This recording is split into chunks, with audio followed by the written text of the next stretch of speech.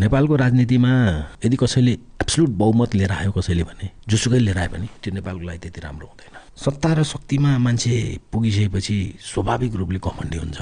हेर्नुहोस् न, अब तपाईँलाई अब 46 सालमा गिरिजाप्रसाद कोइराला बहुमतका प्रधानमन्त्री बन्नुभयो, 3 वर्ष टिक्नु दिनु भएन। त्यसपछि 52 सालमा आइसकेपछि जनयुद्ध सुरु भयो। कारण के त भन्दा 46 साल पछाडि 52 सालसम्म देश चलाएको चित्र नबुझ्या भएर माओवादी जङ्गल पस्यायो नि त। त्यसपछि 17,000 मान्छे मर्ने र मार्ने काम भयो 62 सालसम्म आउँदा, 62-63 साल। त्यसपछि प्रचण्ड प्रधानमन्त्री बन्नुभयो। उहाँ त बहुमत नहुँदा पनि उहाँले आर्मीको चिफ चलाउन खोजेर त्यो घमण्ड क्या। त्यसपछि ठिकठाक यिनीहरू हङ पार्लियामेन्टमा चलिरहेथे। जब देशको सबभन्दा 2टा ठुला पार्टी मिलेर सरकार बन्यो, यो एक्सर्साइज वर्ल्डमा डेमोक्रेसीमा कहीँ पनि छैन क्या। तिनीहरू मिलेर सरकार बनाइसकेपछि ती दुईटैको स्वार्थले गर्दा केपी ओलीमा यति घमण्ड चढ्यो कि आफ्नो विरुद्धका आवाजहरू सबै दबाउन थाल्नुभयो। म त जुन दिन काङ्ग्रेस र केपी ओली सहित प्रधानमन्त्री बन्यो त्यो दिनदेखि संविधानको औचित्य सकियो भन्छु।